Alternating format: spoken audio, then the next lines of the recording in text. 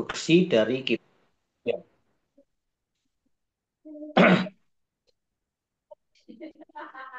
Ya. Baik. Ibu-ibu sekalian, kita sangat bersyukur ya masih diberikan kesempatan untuk belajar Alkitab. Dan sesungguhnya belajar Alkitab itu merupakan anugerah besar ya, anugerah besar dalam kehidupan kita. Setelah keselamatan yang dianugerahkan kepada kita, maka orang percaya itu diberikan Alkitab, firman Allah, dan Roh Kudus bekerja untuk memimpin kita ke dalam seluruh kebenaran. Berarti setiap orang Kristen wajib belajar Alkitab, ya. Nah, secara khusus ibu-ibu sekalian, pada malam hari ini saya ingin bersaksi sedikit ya sebelum kita membahas materi sambil Bu Joli mempersiapkan PPT-nya bahwa di bulan Agustus ini, pertengahan Agustus, tepatnya tanggal 18 Agustus, saya mulai masuk program studi S2 dan saya mengambil program Biblika. Nah, mungkin untuk apa sih gitu, orang bertanya gitu ya. Sudah ya juga eh, untuk mengambil program Biblika. Menurut saya, selama otak ini masih berfungsi dengan baik, lalu kesehatan tubuh juga masih bisa dikendalikan, ya kita harus belajar. Dan saya bersyukur program S2 ini saya sengaja mengambil bagian yang sangat penting yaitu Biblika karena eh, saya melihat perkembangan akhir-akhir ini di dunia maya, di YouTube, di berbagai platform medsos itu muncul apologet-apologet Kristen yang menurut saya luar biasa, anak-anak muda yang luar biasa. Tapi di sisi lain, banyak orang Kristen yang enggan untuk belajar ya, untuk berargumen, enggan untuk mempelajari Alkitab lebih mendalam. Sehingga kadang-kadang kita malu dengan mereka yang menjadi Kristen-Kristen baru ya, yang gaya-gaya hidup mereka itu gaya-gaya belajar gitu ya, di mana mereka membaca kitab suci mereka sendiri sebelumnya, kemudian membandingkan dengan kitab suci Kristen, dan ternyata mereka mengalami pencerahan yang luar biasa dari hasil pembelajaran mereka. Mereka akhirnya membuka hati dan percaya kepada Tuhan Yesus Kristus secara pribadi. Nah, oleh karena itu saya ingin memberikan motivasi atau dorongan kepada uh, para perempuan komunitas pembaca Alkitab ini untuk terus berjuang ya bersama dengan saya, ya, berjuang supaya kita benar-benar menjadi Kristen sejati yang sangat bergaul intim dengan Tuhan, dan bergaul intim dengan Tuhan berarti ya bergaul intim dengan firman-Nya begitu. Karena pada dasarnya Bu Juli, Halo?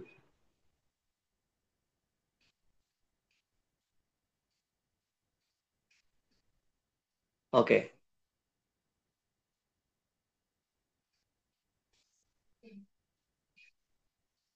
Apakah suara saya bisa didengar dengan baik, Ibu-ibu sekalian? Bisa, Pak, bisa. Baik, Oke, Kakak. oke, ya. Aman, Pak. Oh, saya di ruang tamu ini soalnya. Saya nggak pakai headset. Bisa dengar dengan baik ya, puji Tuhan. Baik, kita akan langsung pada materi, Ibu sekalian. Yaitu kita buka kitab Yeskiel kita, dan saya percaya bahwa ibu-ibu semua sudah membaca kitab Yeskiel sampai tuntas ya. Ada berapa pasal ibu-ibu? Kitab Yeskiel.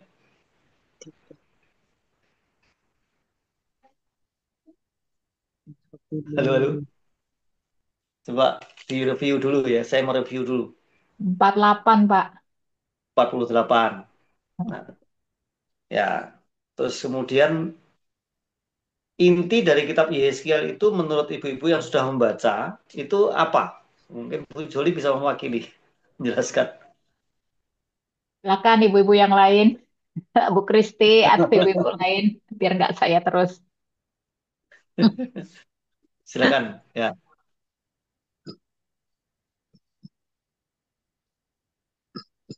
apakah inti kitab Yeskiel?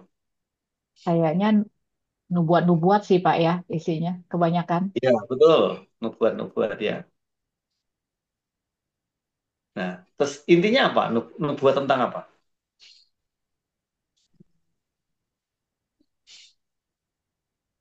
Nubuat tentang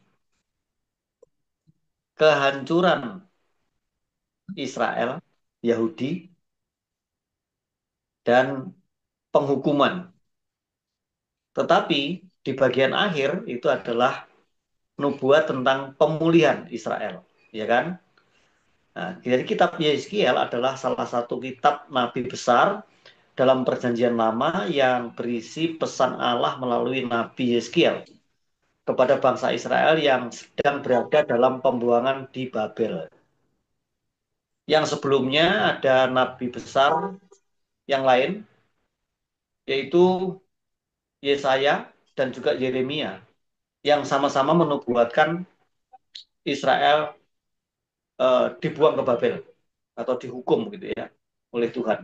Nah, melalui penglihatan-penglihatan yang penuh simbol ya, kitab Yeskiel ini, kemudian juga tindakan simbolis dan nubuat-nubuat yang tegas, Yeskiel menegur dosa umat, menegaskan kekudusan Allah, kemudian serta menyingkapkan janji pemulihan Israel di masa depan.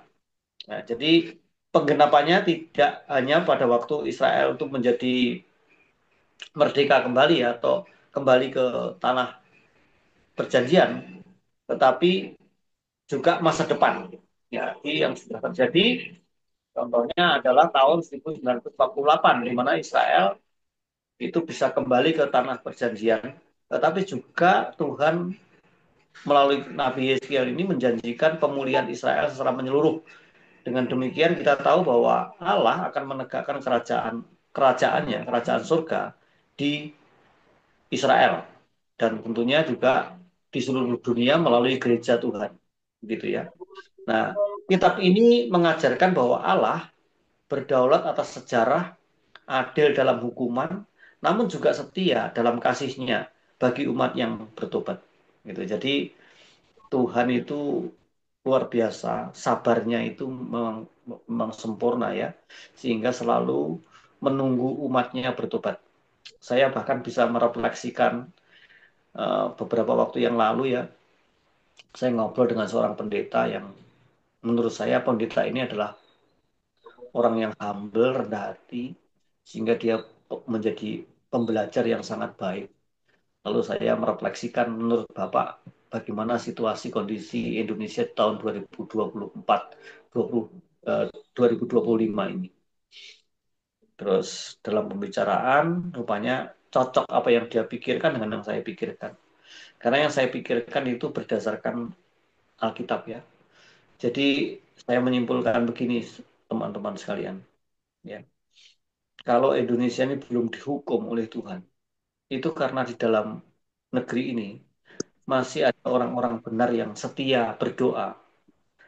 Orang-orang benar yang tinggal di negeri ini dan terus menggumuli supaya negeri ini boleh dipulihkan.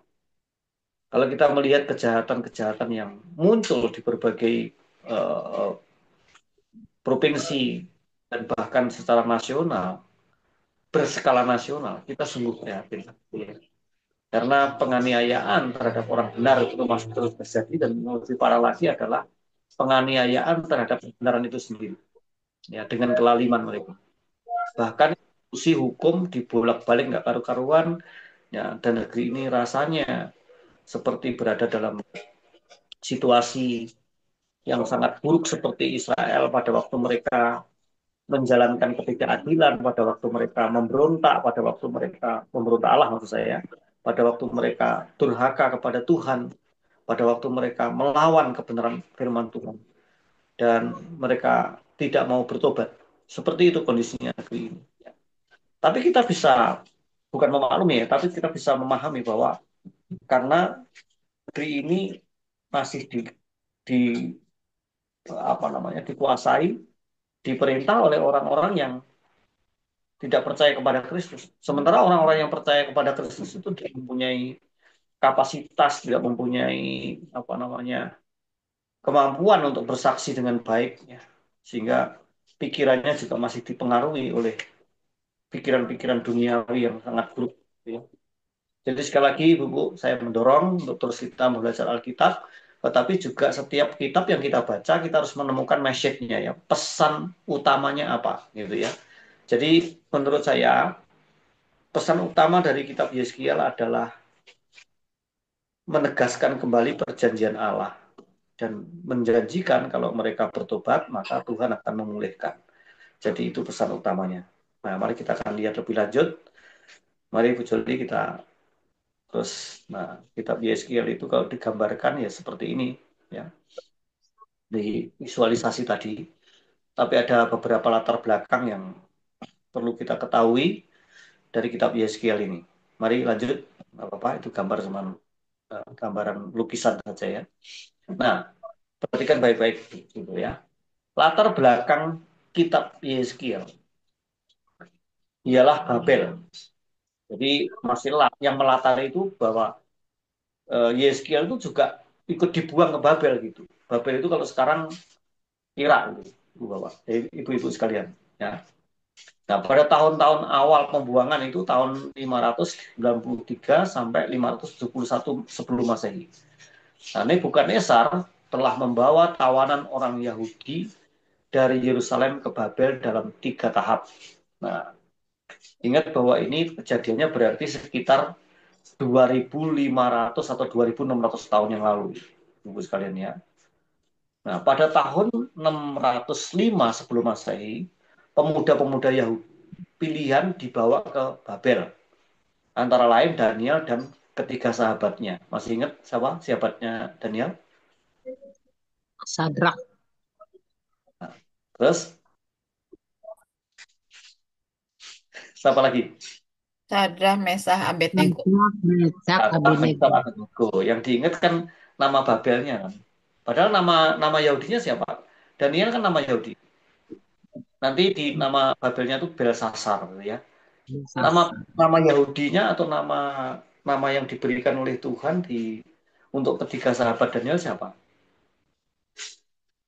Misael, Hananya, Asaria. Jangan lupa ibu-ibu sekalian ya. Jangan hanya mengingat nama Babelnya. Nama Babel itu diberikan oleh orang Babel. Artinya mereka diduniawikan gitu. Supaya mereka kompromi. Nah, luar biasa. Jadi tahap pertama tahun 605 ini, ya, 605 sebelum Masehi maksudnya, pemuda-pemuda Yahudi pilihan dibawa ke Babel antara lain Daniel dan ketiga sahabatnya. Lalu pada tahun 597 mundur hitungnya ya, sebelum Masehi, itu 10.000 tawanan dibawa ke Babel, diantaranya Yeskiel. Nah, jadi Yeskiel itu dibawa ke Babel itu tahap kedua. Gitu ya. Lalu pada tahun 586, ini tahap ketiga sebelum Masehi, pasukan Nebukadnezar telah membinasakan kota dan bait sucinya. Nah, jadi tidak langsung dihancurkan gitu ya, tapi tahap ketiga dihancurkan. Lalu setelah itu membawa sebagian besar orang Yahudi yang tidak terbunuh ke Babel. Jadi pada waktu menghancurkan bait suci itu, orang-orang Israel juga dibunuh seperti yang terjadi pada waktu 7 Oktober 2000 berapa dia? 2 tahun yang lalu ya. 2023. 7 Oktober 2023. Kemudian meletus perang antara Israel dengan Hamas yang dianggap sebagai kelompok teroris yang sangat membahayakan. Sampai hari ini belum selesai. Nah, gambarannya orang-orang orang-orang yang bukan Israel itu orang-orang Babel ini menghancurkan bait Allah, tapi tidak hanya menghancurkan fisiknya bait Allah, tapi juga mengangkut barang-barang di dalamnya dan juga membunuh orang-orang yang menghalangi begitu. Sementara kita tahu bahwa bait Allah bagi orang Yahudi, bagi orang Israel itu adalah kebanggaan, ya. tapi dihancurkan oleh Nebukadnezar. Itu sebagai penghukuman dari Allah karena mereka memberontak dan mendurhaka kepada Tuhan. Nah, kita lanjutkan.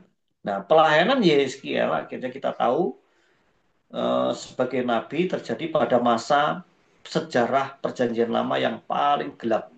Ya, 7 tahun sebelum kebinasaan itu pada tahun 586 sebelum Masehi, yaitu antara 593 sampai 586 sebelum Masehi dan 15 tahun setelah kebinasaan itu. Jadi benar-benar kondisi di titik nadir yang paling gelap.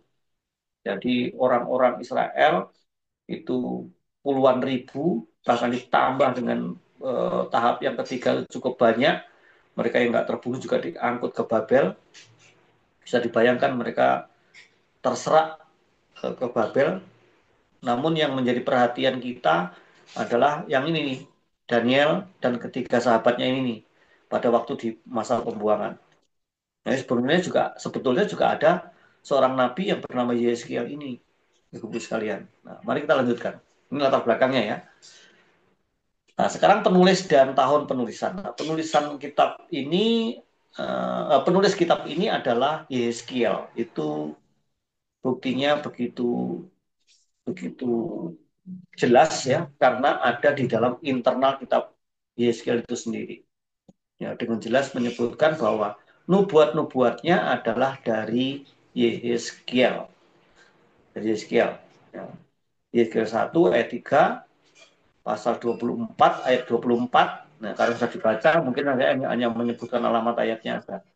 Lalu pemakaian kata ganti aku dalam seluruh kitab bersama dengan kesatuan kitab ini dalam gaya dan bahasa yang dipakai. Menunjuk kepada Yeskiel sendiri, kata aku itu ya, sebagai penulis tunggalnya. Jadi benar-benar kitab Yeskiel ini memang ditulis oleh Yeskiel sendirian ya.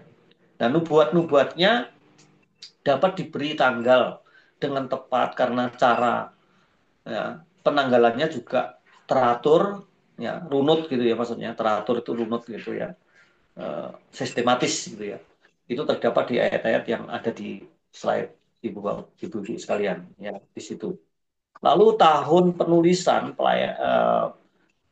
itu kita lihat di bawah pelayanan dari Yeskiel ini dimulai bulan Juli tahun 593 sebelum Masehi. Ingat, bulan Juli ini hanya kata ganti ya. Aslinya kan bulan penanggalan Yahudi. Jadi kalau penanggalan Masehi berarti Juli waktu itu ya. Dan berlangsung sampai sekurang-kurangnya nubuat terakhir yang dicatat pada bulan April 571 sebelum Masehi. Kitab ini selesai sekitar tahun 570-an sebelum Masehi. Jadi sebelum Masehi itu sudah selesai. Bayangkan ya, 570 tahun sebelum Masehi sudah selesai. Dan nanti kitab Mariaki itu selesai sekitar 400 tahun sebelum Masehi.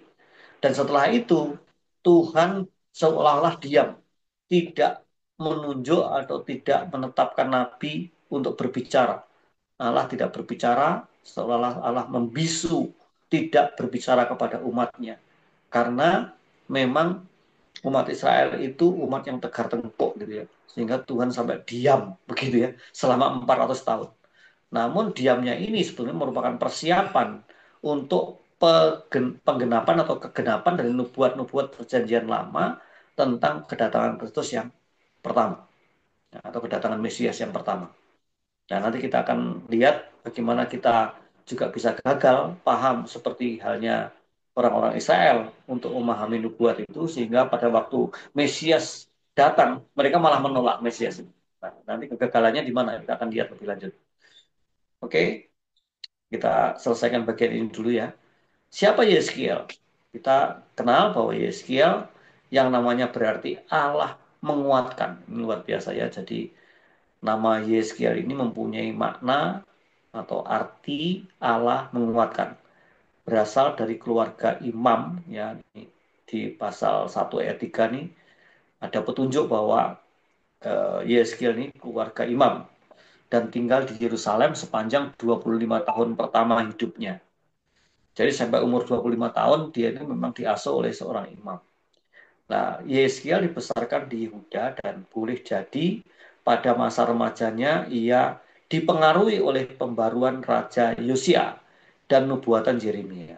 Ingat, Raja Yosia adalah raja yang sangat terkenal dengan kebangunan rohani. Ya, melalui Yosia ini, maka seluruh umat Israel diajak untuk kembali membaca Taurat ya, di setiap pertemuan-pertemuan ibadah mereka dan di berbagai event kenegaraan, gitu ya. Dan nubuatan Yeremia ini sangat mengerikan, bahkan lebih mengerikan dari semua nabi sebelumnya. Itu juga tentang penghukuman dan penghukuman, gitu ya. Nah, dia seorang imam yang dibuang ke Babel pada tahun 591 sebelum Masehi. Dia sedang dalam pendidikan untuk menjadi imam di Bait Suci ketika dibawa ke Babel pada tahun 597 sebelum Masehi. Jadi dia berada di dalam pendidikan.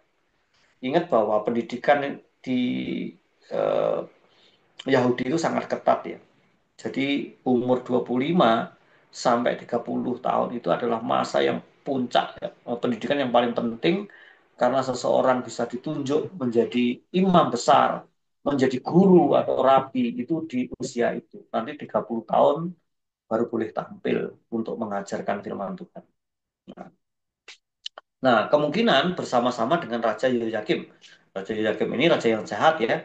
Raja yang mempelopori pemberontakan mereka terhadap Allah dengan menyembah berhala, dengan bersekutu dengan bangsa-bangsa lain yang tidak mengenal Allah, dan membangun kompromi yang sangat menyakiti hati Tuhan. Itu Yoyakim. Dan tulisannya sangat dipengaruhi oleh latar belakang keimamannya. Dalam pembuangan ia kemungkinan di sorry, dalam pembuangan ia bermukim di Tel Aviv, bukan Tel Aviv ya, di tepi Sungai Kedar. 5 tahun kemudian, pada waktu ia berumur 30 tahun, Yeskiel 1 ayat 2 sampai 3, ia mendapat penglihatan dari Tuhan dan dipanggil menjadi nabi. Ini lihat, Tuhan itu benar-benar memang menyetujui ya tradisi Israel bahwa orang baru boleh melayani itu 30 tahun. Makanya nabi-nabi itu diangkatnya nggak mungkin kurang dari 30 tahun. Dan luar biasanya Yesus juga mulai melayani usia 30 tahun. Nah, itu ya. Nah, dia mungkin mempunyai kedudukan penting ya. Dan pendidikannya itu pasti berbasis di kampus yang terkenal yaitu pendidikan para imam di Sanhedrin ya. Lalu walaupun kebanyakan orang menolak peringatan Yeskia maksudnya, atau tidak menganggapnya dengan serius, tetapi dia rupanya punya kedudukan penting di Sanhedrin itu. Oke, lanjut. Nah, ini gambarannya ya, bahwa Yeskia itu penuh pergumulan ya, untuk memenuhi panggilan Allah. Karena sebagaimana Yesus ya, tidak dihormati, tidak dihargai karena latar belakangnya sebagai seorang tukang kayu atau anaknya tukang kayu, anaknya Yusuf gitu ya. Tapi lihat di sini, walaupun Yeskiel ini anak seorang imam, tapi juga tidak dihargai. Apa yang disampaikan, apa yang dinubuatkan, apa yang diajarkan tuh seolah-olah kayak dikacangin gitu ya. Tidak dihargai oleh bangsa Israel sebagai umat pilihan. Itu aneh sekali, ironis sekali. Dan ingat bahwa ini gambaran Yeskiel satu-satunya nabi yang menggambarkan umat Israel itu seperti tulang belulang yang kering, ya, tapi kemudian dihidupkan oleh Roh, lalu mereka bisa bergerak dan kemudian berkumpul kembali. Ini jadi tentang pemulihan. Nah, nanti itu juga digenapi di akhir zaman. Gitu. Next, kita agak cepat bagian ini, nanti kita akan diskusi lebih lanjut mengenai penggenapan kitab Yeskiel ini dalam perjanjian baru. Lalu tujuan nubuat-nubuat Yeskiel terutama bersifat ganda. Pertama, ganda itu berarti dua maksudnya ya. Untuk menyampaikan berita Allah mengenai hukuman atas Yehuda dan Yerusalem yang sudah murtad. Nah, perhatikan istilah murtad juga sudah dikenal dalam Perjanjian Lama ya. Dan 7 bangsa asing di sekitar mereka. Ya. Nah, itu kitabnya apa ayat-ayatnya begitu banyak, Yeskiel 25 ayat 1 sampai pasal 32 ayat 32. Lalu makna yang kedua atau pengertian yang kedua untuk menopang iman sisa umat Israel dalam pembuangan mengenai pemulihan umat perjanjiannya dan kemuliaan akhir dari kerajaan di pasal 33 ayat 1 sampai pasal 48 ayat 35. Jadi bagiannya itu seperti itu, Ibu sekalian ya. Bagiannya adalah menubuatkan atau menyampaikan berita Allah mengenai hukuman, tetapi kemudian juga mengenai pemulihan, gitu ya. Nah, sang nabi juga menekankan tanggung jawab pribadi setiap orang di hadapan Allah dan bukan memikirkan hukuman pembuangan sebagai sekadar akibat dosa-dosa leluhur saja. Tetapi masing-masing harus mengalami pertobatan pribadi, gitu ya, secara individu. Setiap orang yang ada di masih tersisa di Yerusalem maupun yang sudah ada di dalam pembuangan di Babel. Itu mereka masing-masing diingatkan supaya bertanggung jawab di hadapan Allah, masing-masing harus bertobat di hadapan Tuhan. Dan dengan demikian, maka mereka akan dipulihkan oleh Tuhan. Gitu. Oke, lanjutnya. Ya, surveinya. Nah, sekarang survei. Kitab Yeskiel disusun dengan baik. Dan ke-48 pasalnya dengan sendirinya terbagi menjadi 4 bagian utama. Yang pertama, bagian pengantar. Itu pasal 1 sampai pasal 3. Menguraikan penglihatan penuh kuasa Yeskiel tentang kemuliaan dan takhta Allah. Itu di pasal 1. Dan dilanjutkan dengan penugasan ilahi sang nabi ke dalam tugas kenabian. Pasal 2 sampai pasal 3. Perhatikan ya, pengalaman Musa di semak yang menyala itu ya di Keluaran 3 ayat 1 sampai 4 dan ayat 1 sampai pasal 4 ayat 31. Dan penglihatan Yesaya di bait suci selalu identik dengan soal api ya kan. Yesaya 6 ayat 13 itu ya. Yang apa namanya bara api itu sebagai penyataan itu pewahyuan luar biasa, pewahyuan luar biasa yang sama dari Allah pada permulaan tugas-tugas kenabian mereka. Jadi baik Yesaya maupun Musa, Yesaya dan Yeskiel itu mempunyai kesamaan dalam soal penglihatan tentang api. Oke. Dan api itu mempunyai makna yang luar biasa dalam Alkitab. Api itu bisa api penghukuman, dan yang kedua api itu adalah bisa api Roh Kudus, begitu. Nah, bagian kedua, pasal 4 sampai pasal 24 mencatat amanat Yeskiel yang keras dan menghilangkan harapan mengenai hukuman atas Yehuda dan Yerusalem yang tidak terelakkan bagi mereka ya, yang terus memberontak dan murtad. Sepanjang 7 tahun terakhir dari Yerusalem, ya, antara tahun 593 sampai 586 sebelum Masehi, Yeskiel memperingatkan orang Yahudi di Yerusalem dan para buangan di Babel tentang harapan palsu bahwa Yerusalem akan lolos dari hukum. Jadi memang ada nabi-nabi palsu juga yang menubuatkan bahwa mereka akan lolos dari hukuman. Tetapi justru Yeskiel memperingatkan, kalian semua tidak akan lolos dari hukuman kalau kalian tidak bertobat, gitu ya. Nah, karena apa? Dosa-dosa Yerusalem pada masa lalu dan masa kini memastikan kehancurannya yang sekarang. Jadi Yeskiel mengumandangkan amanat kenabian tentang malapetaka dahsyat ini melalui berbagai penglihatan atau perumpamaan dan tindakan simbolik dari Yeskiel. Pasal 8 sampai 11 menggambarkan Yeskiel dibawa Allah ke Yerusalem dalam penglihatan untuk menyampaikan nubuat-nubuat kepada kota itu. Ya, dalam pasal 24 kematian istri tercinta ya istrinya sendiri nih, istrinya Yeskiel menjadi suatu perumpamaan dan tanda tentang akhir Yerusalem. Jadi akhir Yerusalem itu hancur. Ada sebuah kematian, sebuah penghukuman yang tidak terelakkan. Begitu. Ya. Lalu bagian ketiga, itu pasal 25 sampai 32, itu berisi nubuat-nubuat hukuman terhadap 7 bangsa asing yang bersuka cita atas malapetaka Yehuda.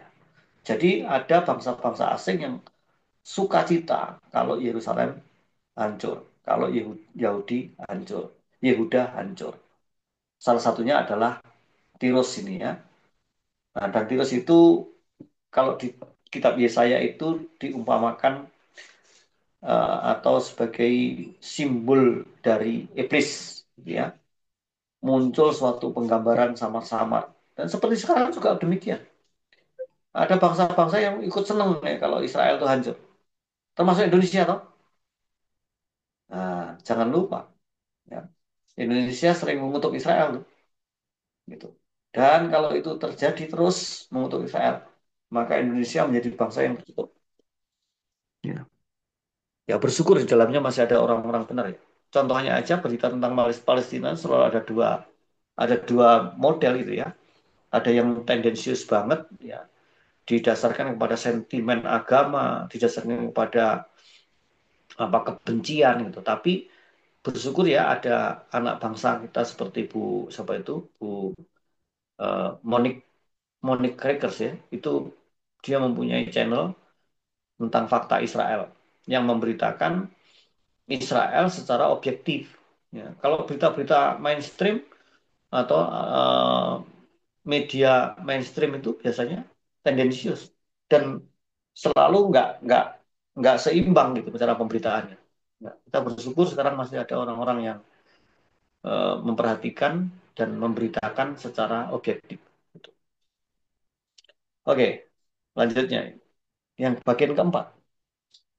Nah, bagian terakhir pasal 33 sampai 48 menandai suatu peralihan dalam berita sang nabi dari hukuman suram ke penghiburan dan harapan di masa depan. Itu bisa dibandingkan juga dengan Yesaya 40 ayat 1 sampai pasal 66 ayat 24.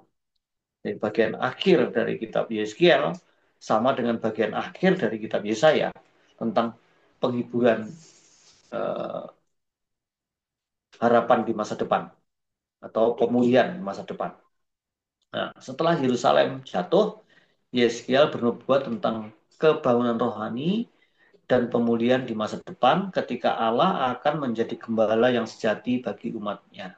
Itu di pasal 34 dan memberi mereka hati yang baru dan roh yang baru. Ingat ini sangat paralel ya, maksud saya paralel dengan nubuatan dari Nabi Yeremia tentang roh yang baru dan hati yang baru ini.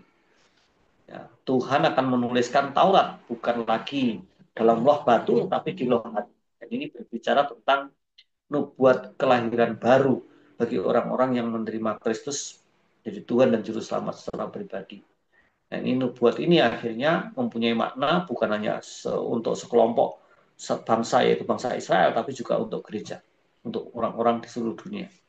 Nah, di dalam konteks ini terdapat penglihatan Yeskiel yang terkenal mengenai sejumlah besar tulang yang secara nubuat dihidupkan kembali. Ya, tadi digambarkan dengan ilustrasi tadi ya di pasal 37. Nah, kitab ini ditutup dengan melukiskan bahwa pada akhir zaman bait suci, kota suci dan tanah suci akan dipulihkan. Itu terdapat di pasal 40 sampai 48. Kalau kita boleh merefleksikan, mungkinkah Tuhan menghendaki dan mengizinkan kembali pembangunan bait Allah di Yerusalem? Ya, mari kita refleksikan sendiri ya. Tentu saja ada sebagian orang yang tidak percaya itu bisa dibangun kembali, tapi ada banyak orang Kristen yang percaya bahwa pembangunan bait suci kembali itu akan bisa dilaksanakan.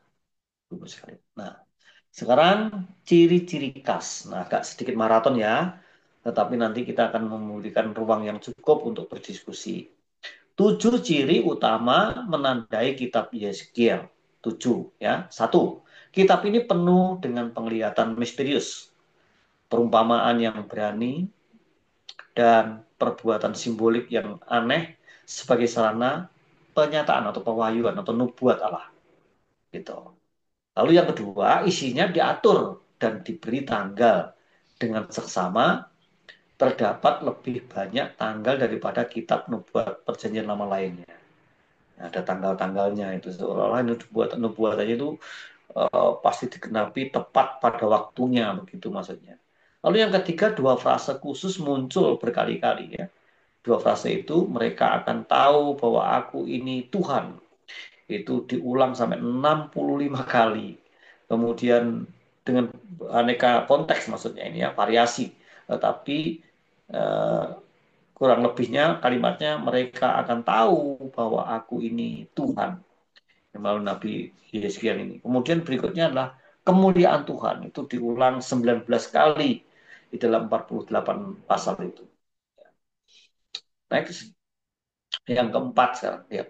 Ya, Yeskiel secara khusus disapa oleh Allah dengan sebutan anak manusia dan penjaga. Nah, ini luar biasa ya. Kalau kita ngomong tentang anak manusia, kita langsung ingat Yesus. Penjaga juga langsung ingat Allah penjaga yang tidak pernah tidur, tidak pernah terlelap. Itu penjaga umat pilihannya. Kemudian yang kelima, kitab ini mencatat dua penglihatan luar biasa mengenai bait suci. Yang pertama sebagai bait suci yang dinajiskan dan menanti kebinasaan. Jadi bait suci itu sudah dinubuatkan memang dinajiskan. Dinajiskan oleh orang-orang bangsa-bangsa lain, bahkan, ya kan? Nah, ini dinajiskan oleh bangsa Babel ini, oleh Nebukadnezar dan kroninya, gitu kan? Dan luar biasa, ini terdapat di berapa pasal ini? Ada 4 pasal ya. Pasal 8 sampai 11. Dan yang lain sebagai dipulihkan dan disucikan dengan sempurna itu terdapat pasal 40 sampai 48. Ada 8 pasal tentang nubuat tentang pemulihan. Kemudian yang keenam lebih dari nabi lain ya. Yeskiel disuruh oleh Allah untuk menyatukan dirinya secara pribadi dengan sabda kenabian dengan melakukannya selaku lambang nubuat. Nah, ini agak-agak kalimatnya agak susah nih dimengerti ya. Maksudnya menyatukan dirinya itu dia memberikan tindakan-tindakan simbolik gitu ya sesuai dengan nubuatannya gitu maksudnya. Lalu Yeskiel menekankan tanggung jawab pribadi kepada Allah. Ini saya singgung di depan tadi. Nah, jadi demikian juga gereja Tuhan itu masing-masing pribadi punya tanggung jawab di hadapan sebagai imamat yang rajani. Kita harus mempunyai relasi dengan Tuhan secara pribadi. Jangan bergantung dengan suami atau dengan istri atau dengan pendeta atau siapapun ya, yang orang-orang yang disebut imam gitu. Enggak, kita masing-masing adalah imam Allah yang mempunyai relasi, mempunyai tanggung jawab secara pribadi kepada Tuhan, utamanya kepada Tuhan Yesus Kristus. Nah, ini ciri-ciri khasnya sudah ada semuanya, sudah 7. Next. Lalu pengenapan dalam perjanjian baru. Nah, ini sangat penting. Nanti akan saya jelaskan sedikit agak meluas penjelasan saya. Tapi teks ini tolong diperhatikan. Nah, di situ ya. Nubuat pasal 33 sampai 48 pada hakikatnya. Berapa pasal itu? Cukup banyak ya. Ada 8 ditambah 7. Ada 15 pasal. Dalam 15 pasal ini pada hakikatnya mengenai karya penebusan Allah di masa depan sebagaimana dinyatakan di dalam perjanjian baru. Nah, bagian ini bukan hanya berbicara tentang pemulihan Israel secara jasmania ke negeri mereka, tetapi juga suatu pemulihan akhir di masa depan yang mencakup penggenapan sempurna dari tujuan Allah bagi Israel rohani. Israel rohani siapa ibu-ibu? Halo? Bisa mendengar kalimat saya? Bisa, Kak. Apakah Israel rohani itu? Gereja kita, Bapak sekalian, Ibu-ibu sekalian. Ya, jadi Israel rohani itu adalah gereja. Dalam hubungannya dengan kemuliaan dan kuasa Allah di bait suci, penyembahan, dan tujuan Allah bagi bangsa-bangsa sebagai hasil pekabaran Injil. Nah, jadi penting sekali bahwa kita harus paham bahwa kita ini bisa disebut Israel rohani. Ya, kita bukan keturunan Abraham langsung secara jasmania, secara apa namanya, secara biologis, tetapi kita keturunan Abraham secara rohani, gitu ya. Nah, nubuat-nubuat Yesus yang penting mengenai Mesias dalam perjanjian baru. Ini banyak sekali ayatnya.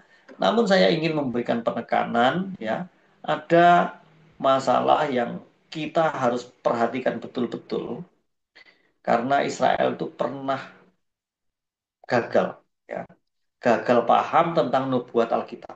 Nah, kita akan buktikan apa benar bahwa Israel pada umumnya, enggak semua ya, tentu kalau eh, berbicara Israel atau berbicara Yahudi, kita juga harus tahu bahwa murid-murid Yesus itu orang-orang Yahudi yang mereka nggak paham, nggak gagal paham.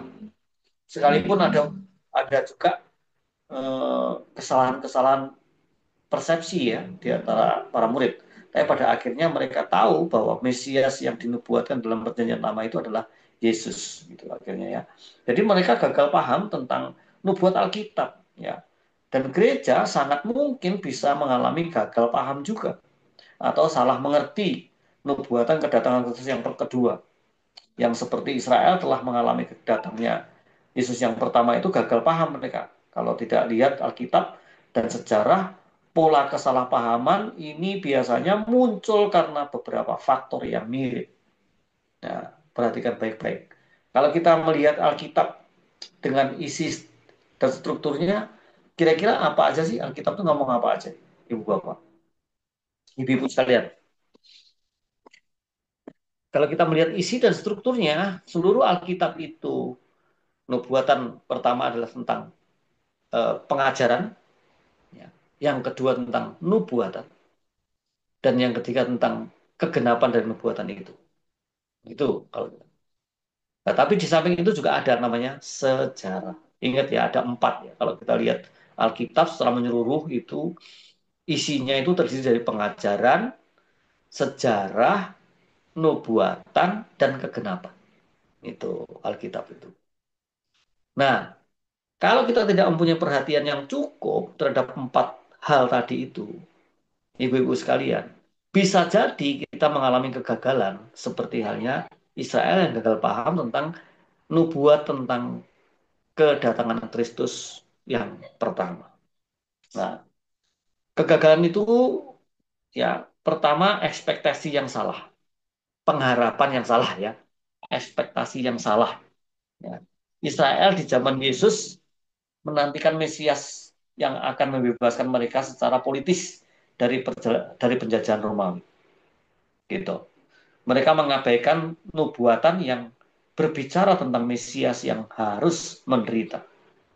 Ya, mereka tidak memperhatikan secara khusus Yesaya 53 dan tidak memperhatikan bahwa Yesus itu Mesias itu harus menderita.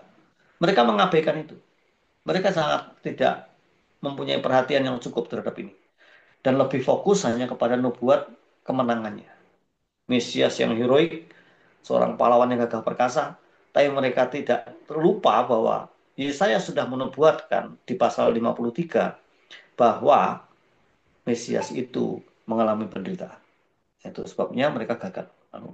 Gereja zaman sekarang pun ada yang selalu fokus pada detail, ya, sensasional dari kitab Wahyu misalnya Antikristus, tanda triple six 666, kemudian peta politik dunia, tapi melupakan inti bahwa kedatangan Yesus yang kedua adalah untuk menegakkan kerajaannya dan menghakimi dunia dengan kebenaran.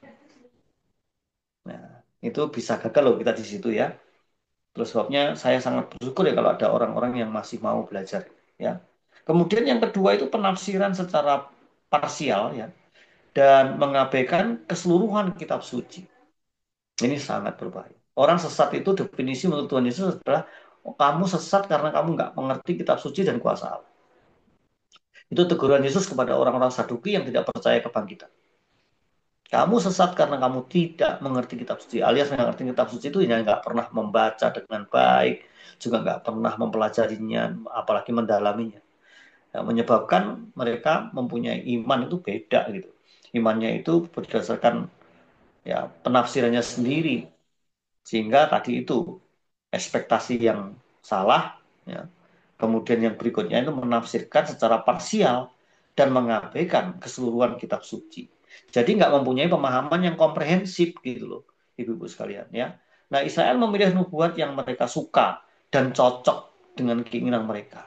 Gereja pun bisa terjebak hanya mengambil ayat wahyu yang menarik atau menggugah emosi tanpa mengaitkannya dengan keseluruhan Alkitab, termasuk pengajaran Yesus dan surat-surat para rasul.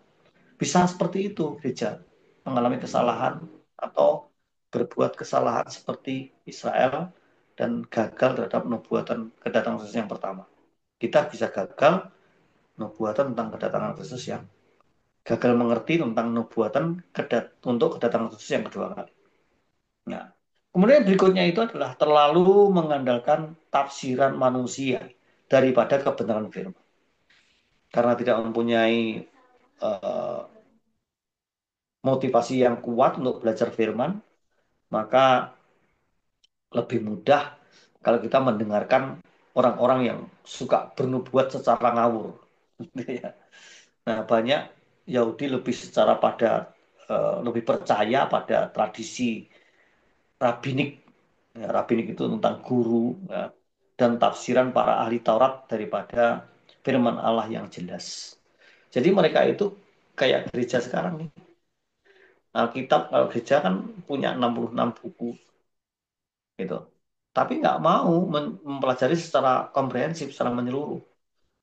Terus kemudian juga nggak mau mempelajari PL dengan baik. Nggak mau juga mempelajari perjanjian baru dengan baik. Nah, itu seperti Yahudi yang gagal untuk memahami tanah, memahami perjanjian lama yang sudah selesai 400 tahun sebelum Yesus datang ke Yerusalem. Gitu, ibu sekalian. Nah, nah gereja juga bisa terjebak dengan hal yang sama, yaitu kam-kam tafsir. Contohnya kalau untuk eskatologi atau akhir zaman itu ada pre-trib, post-trib, amilenial, premilenial, dan lain-lain. Lalu menganggap kelompok lain salah total kalau tidak mempunyai pemahaman seperti yang saya sebutkan tadi. Itu kapan-kapan kita akan diskusi tentang itu, Ibu sekalian. Nah, padahal inti nubuatan adalah persiapan hidup kudus dan setia sampai Yesus datang. Itu yang paling penting. Ya, hidup kudus, saleh, ya, dan hidup sesuai dengan rancangan Tuhan, kehendak Allah sampai Yesus datang. Lalu yang keempat ya, yaitu lalai menjalani kehidupan yang siap menyambut Kristus. Nah, Israel telah sibuk menghitung tanda-tanda Mesias, tapi saat dia datang, malah mereka tidak mengenalnya, karena hati mereka tidak benar. Jadi membangun kebenarannya sendiri, persepsinya sendiri tentang Mesias. Sehingga mereka menolak kalau Mesias itu lemah, menderita, dan seperti Yesus itu ditolak mereka karena konsep mereka Mesias itu harus heroik, Mesias itu harus kuat, harus revolusioner dan seterusnya. Nah, sehingga pada waktu Yesus datang, padahal datang sebagai Mesias, mereka tidak mengenal. Gereja pun bisa sibuk mempelajari nubuatan-nubuatan, tapi tetap hidup dalam kompromi dosa yang Yesus peringatkan dalam Matius 24 ayat 44. Nah, sebab itu hendaklah kamu juga siap sedia, karena anak manusia datang pada saat yang tidak kamu duga. Begitu. Sebagai gereja Tuhan, kita harus mengerti bahwa Yesus juga sudah nubuatkan dan yang paling lengkap itu nubuatan Yesus Kristus di dalam kitab Wahyu. Nah, jadi nanti kalau kita membaca kitab harus sampai kepada finishing touch atau yang terakhir, yaitu kitab Wahyu, dan kitab Wahyu harus dipahami dengan benar. Ya. Jadi kesimpulannya, ya, peringatan ini penting bahwa kitab Wahyu bukan hanya peta peristiwa akhir zaman. Karena nubuatan yang paling basis, yang paling lengkap itu kitab Wahyu. Nah, sebagaimana orang Israel itu memahami nubuatan-nubuatan para nabi, kita juga harus memahami nubuatan Rasul Yohanes dalam kitab Wahyu. Ya. Tetapi Wahyu Yesus Kristus di dalam Wahyu 1 ayat 1 yang menuntun gereja untuk tetap setia, kudus, dan tiap individu siap menyambut Yesus. Ya. Nah, kesalahan terbesar Israel dulu bukan karena mereka tidak tahu nubuat, tetapi karena hati mereka tidak selaras dengan maksud Allah. Nah, gereja juga bisa jatuh ke dalam jebakan yang sama jika hanya fokus pada pengetahuan nubuatan tanpa menghidupinya. Kita harus menghidupi nubuatan. Karena sekali lagi, seluruh Alkitab ini struktur dan isinya berisi dari 4 hal. Pengajaran, ya, di dalamnya ada hukum-hukum dan seterusnya, ada Taurat dan segala macam, ya, termasuk pengajaran moral, etika di dalamnya, ya. Kemudian yang kedua adalah tentang sejarah. Kita tidak boleh lupa sejarah. Eh, Jangan sampai kita kalah ya dengan orang-orang partai PDIP, jas merah. Jangan melupakan sejarah. Gitu ya. Kemudian yang ketiga itu tentang nubuat, dan yang keempat tentang kegenapan dari nubuat. Dan nubuat itu dalam perjanjian baru sangat banyak banget yang disampaikan oleh Yesus Kristus melalui perumpamaan. Dan perumpamaan itu adalah terdapat rahasia kerajaan Allah yang masih disimpan, disembunyikan. Kenapa melalui perumpamaan? Kita jangan sampai kepada seperti orang-orang yang kelompok mereka yang tidak mengerti perumpamaan.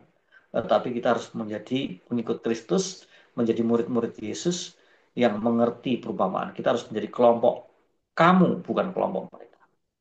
Kepada kamu diberikan pengertian. Nah, kita harus mempunyai pengertian yang benar tentang Alkitab. Itu bagian akhir dari apa yang saya sampaikan. Itu di slide-nya masih ada garis besar.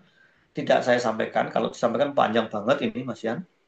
Tapi saya akhiri dulu bagian ini. Nanti kalau mau tahu itu PPT boleh dibagikan Bu Joli. Gitu. Ya, itu garis besarnya itu panjang. Kitab Yeskiel karena 48 pasal. Slide yang berikutnya Bu, bisa diperlihatkan aja. Bagian kedua, gambaran keadaan orang Yehuda yang murtad sebelum penawanan. Ini bagian kedua. Bagian ketiga, nah, terutama nubuat dan janji mengenai pemulihan kemuliaan Israel. Dan itu bukan hanya untuk Israel, tapi juga untuk Israel rohani, yaitu gereja. Terus yang terakhir, nah, ini yang ingin saya sampaikan, ini penting. Peristiwa-peristiwa yang terkenal dalam kitab Yeskiel. Yang pertama, perginya kemuliaan Tuhan dari bait suci. Jadi Tuhan pernah hengkang, ya, dari bait suci, ya, pergi meninggalkan bait suci. Kenapa? Karena bait suci sudah dinajiskan oleh orang-orang, oleh umatnya sendiri, ya, dengan cara mereka menyembah berhala. Gitu. Lalu jatuhnya Yerusalem, kemudian kembalinya Sekinah atau kemuliaan, dinubuatkan di pasal 44 ayat 4. Jadi peristiwanya itu memang ada tiga ini ya. Jadi ketika Tuhan meninggalkan bait suci, maka jatuhlah umatnya yang ditinggalkan itu. Itu. Tapi kemudian Tuhan menjanjikan sebuah pemulihan. Itu kembalinya pemulihan. Ini menggambarkan bahwa dulu kita sudah mati karena dosa-dosa dan pelanggaran. Ya kan? Ketika manusia jatuh dalam dosa, maka manusia terpisah dari Sang Pencipta. Tetapi itu manusia jatuh, manusia mengalami penderitaan, manusia mengalami apa namanya kesulitan, manusia mengalami keterpisahan dengan Allah dan hidupnya sangat buruk ya. Kejatuhan manusia dalam dosa itu mengakibatkan kita betul-betul dalam kondisi yang sangat tidak baik. Tetapi Tuhan menjanjikan pemulihan apabila seseorang berseru kepada Sang Mesias, kepada Yesus Kristus, menerima Dia menjadi Tuhan dan Juru Selamat secara pribadi, maka Tuhan memulihkan. Walaupun secara jasmaniah maupun secara uh, uh, ekonomi tidak langsung membaik, tetapi Tuhan memberikan damai sejahtera yang bahkan disebutkan dalam kitab Filipi melampaui segala akal. Jadi bisa digambarkan seperti itu. Ya. Kitab Yeskiel ini juga menubuatkan hal yang penting ini dalam perjanjian baru yang digenapi secara total dan secara tepat begitu. Next, mungkin ini sudah terakhir ya Bu ya. Iya, ini yang terakhir, Pak. Ini terakhir. Baik, kita berdoa dulu sebelum saya buka ruang tanya jawab. Mari kita berdoa bersama-sama dengan doa Bapa kami. Bareng-bareng ya. Bapa kami yang di surga, dikuduskanlah namamu. Datanglah kerajaanmu, jadilah kehendakmu di bumi seperti di surga. Berikanlah kami pada hari ini makanan kami yang secukupnya. Dan ampunilah kami akan kesalahan kami, seperti kami juga mengampuni orang yang bersalah kepada kami. Dan janganlah membawa kami ke dalam pencobaan, tetapi lepaskanlah kami daripada yang jahat, karena Engkau lah punya kerajaan, dan kuasa, dan kemuliaan sampai selama-lamanya. Terima kasih Tuhan Yesus, kiranya Engkau memimpin kami dengan roh-Mu yang kudus, untuk kami bisa melihat lebih jauh dan lebih mendalam, bahkan lebih mengenal di dalam korelasinya dengan kehidupan kami.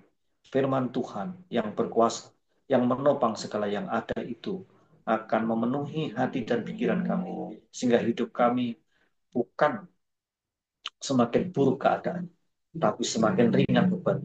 Oleh karena kami memiliki kehidupan spiritualitas yang baik, kami mempunyai relasi yang sangat indah dengan Kristus, Sang Pencipta langit bumi, Kristus, Sang Mesias, Juru Selamat dan Penebus.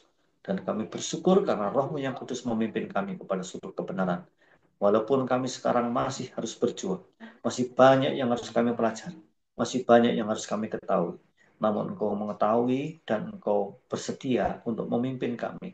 Bahkan ketika kami tidak berdaya dan tidak mampu, Tuhan akan memampukan kami dan memberikan hikmat, pencerahan kepada kami, supaya kami bisa menjalani hidup Kristen kami dengan benar dan dengan baik. Terpuji namamu untuk kelompok para ibu, para perempuan pembaca Alkitab ini. Kami percaya diskusi ke depan akan membuahkan hasil yang baik untuk kami semakin hidup berkenan kepada Tuhan dan memuliakan Kristus sebagai juru selamat kami. Dalam nama Tuhan Yesus kami berdoa. Amin. Puji Tuhan. Ya, Amin. berikan kepada Joli, mungkin ada yang mau tanya. Baik. Ya, silakan yang mau bertanya, mungkin Herlina. Herlina ini suka nanya-nanya nih biasanya. Ada yang mau ditanya? Dan Ah, ibu-ibu lain, Ya, ya? silakan. Hmm. ya, Ya. sebelumnya minta maaf dulu sama Pak Pendetanya karena kebetulan kitab Yeskel ini saya nggak baca tuntas, belum baca tuntas karena Ya, tuntas. Bang juga ikut ikut pembacaan Alkitab bersamanya Pak. Tapi ada yang mau saya tanya, eh, ini tentang sejarahnya. Ini bangsa Israel ini kenapa dibuangnya itu ke Babel ya? Babel ini apa gitu? Di sana itu ada apa? Kenapa pembuangannya itu ke Babel? Mungkin itu dulu, Pak. Makasih, Pak. Ada dua pengertian ya. Yang pertama pengertian politis, yang kedua pengertian rohani. Ya.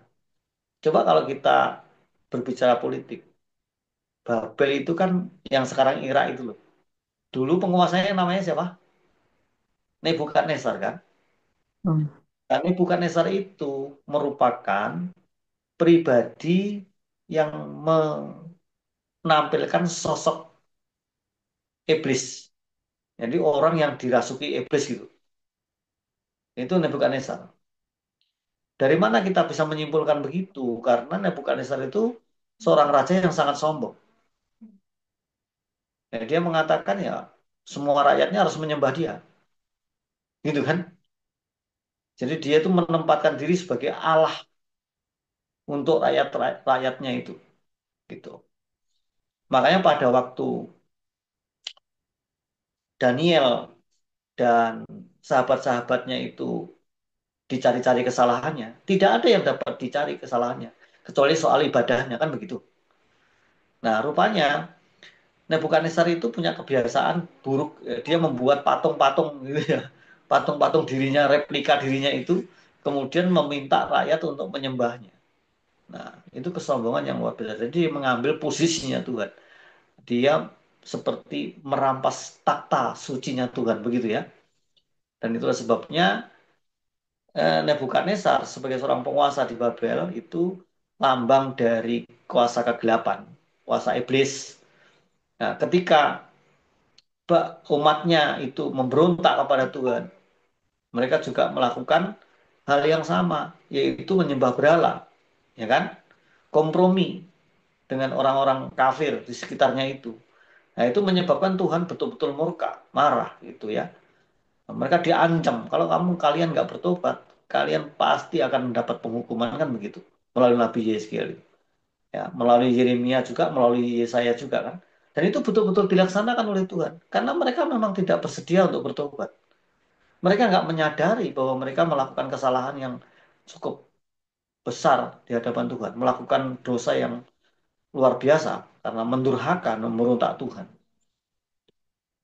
Bahkan ketika mereka masih keluar dari Mesir, terus mereka bahkan dikatakan oleh siapa itu, Paulus kan di satu satu Korintus atau 2 Korintus 5 itu.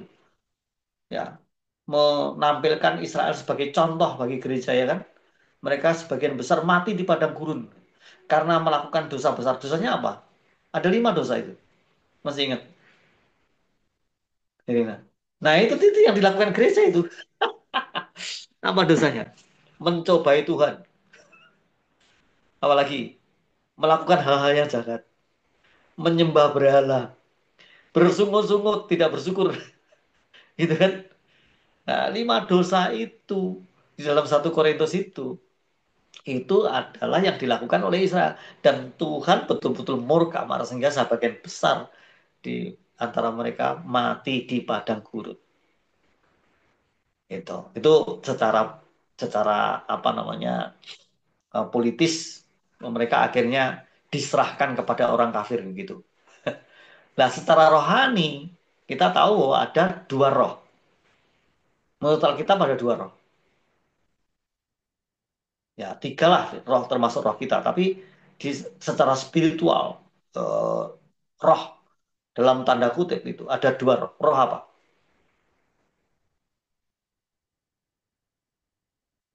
Mit. Ya. Cuman tahu Roh roh apa? Coba. Roh apa? Ada 2 roh loh dalam Alkitab. kita. Roh Allah dan roh Satan. Betul? Oh, oke. Nah, Oh Allah, roh apa, jadi Pak? Oh, roh manusia, manusia ini nih, bisa ditarik oleh 2 kuasa roh ini. Nah, kita orang yang dipilih itu ditarik oleh roh Allah, betul? Nah, hmm. orang-orang yang nggak percaya memberontak kepada Tuhan itu ditarik oleh roh setan, betul? Betul begitu kan? Ya, itulah yang terjadi secara rohani. Jadi ketika orang-orang Israel murtad, maksudnya tidak mau mengikuti ajaran Tuhan, tidak mau mendengarkan firman-Nya, mereka membelakangi Tuhan, tidak mau bertobat, maka diserahkan kepada roh jahat itu. Ditarik ke kutub roh jahat. Tapi ketika mereka bertobat, mereka dipulihkan oleh Tuhan. Oke? Relasinya dengan Tuhan itu pulih. Dan gereja pun sama. Gereja itu kan sebetulnya orang-orang yang dipilih oleh Tuhan untuk ditarik oleh roh Tuhan, toh. Kalau tidak Roh Kudus yang menginsafkan, kita tidak mungkin bisa bertobat. Kalau bukan Bapa yang menarik kita, kita nggak bisa bertobat kan? Nah, kita ditarik oleh kutub namanya Roh Tuhan ini. Kita bersyukur ini yang namanya kasih karunia, ini yang namanya anugerah. Hmm. Sama. Israel juga begitu. Nah, Israel itu selalu dijadikan gambaran untuk Israel rohani, yaitu gereja. Oke, paham ya, Dina? Jadi Mm-mm. kenapa mereka dibuang ke Babel? Babel itu representasi dari negara atau kerajaan yang penuh dengan kuasa gelap. Mereka dibuang ke sana supaya tahu rasanya, supaya kalian tahu rasa itu. Kalau kalian berada di bawah kekuasaan kuasa gelap, kayak apa rasanya? Mm. Orang Kristen juga gitu. Kalau kalian tetap main-main dengan kuasa gelap, wis, silakan. Tapi pasti dihukum oleh Tuhan. Diserahkan malah kepada kuasa gelap. Sehingga penderitaannya itu tidak pernah berakhir. Sampai orang itu bertobat. Ya kalau bertobatnya masih hidup, puji Tuhan. Kalau sudah mati baru menyesal kan repot. Nggak bisa bertobat lagi. Gitu. Wah ini nggak enak nih jawabannya ini. Iya. Ya, silakan. Mungkin gimana? Gimana, Elina? Uh, udah lebih paham. Cuman ini berarti kan dikisahkannya kan mereka itu si Raja Nebukadnezar ini yang membuang mereka ke Babel. Berarti Babel itu sendiri pun adalah daerah yang dikuasain si Nebukadnezar ya, Amang. Betul. Rajanya kan bukan Esar. Iya, berarti si Nebukadnezar itu menjajah, istilahnya menjajah ya, menjajah ke bait suci itu kan bait sucinya juga dihancurkan sama dia ya. Ya, menghancurkan bait suci. Terus eh, dia berarti menarik orang-orang yang dari situ ke tempat dia sebagai tawanan. Berarti semacam seperti itu ya, Amang. Betul. Betul. Oh, oh iya. Lalu di, Dan itu itu maunya Tuhan loh. iya, oh, iya paham. Jadi di Berarti balik walaupun itu tindakan jadi demi, Nebukadnezar itu maunya Tuhan. tapi itu adalah atas maunya Tuhan. Betul.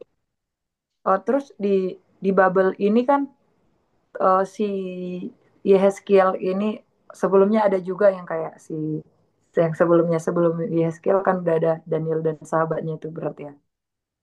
Ya, itu yang angkatan angkatan pertama. Jadi ada 3 tahap kan. Yang diangkut itu orang-orang penting, orang-orang pinter nih, orang-orang pilihan nih.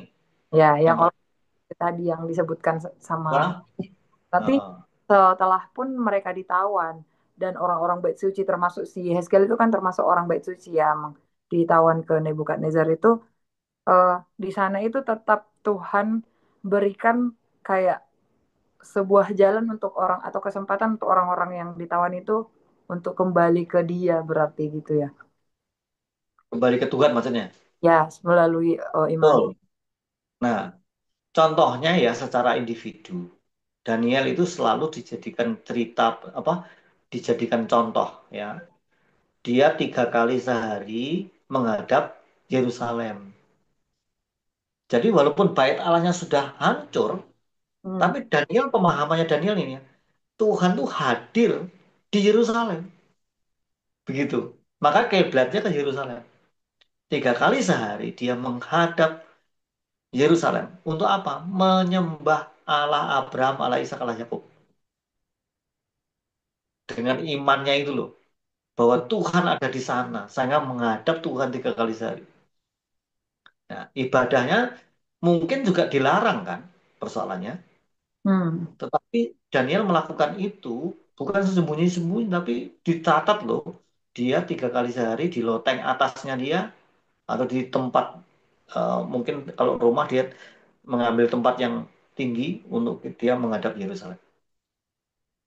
Gitu. Jadi masih tetap secara individu walaupun mereka ada di Babel, mereka masih bisa mengingat Tuhan. Ya itu maunya Tuhan. Pada waktu kalian merasa menderita, berada di pembuangan, terserak kemana-mana, kamu sebenarnya masih bisa menemui Tuhan. Gitu maksudnya.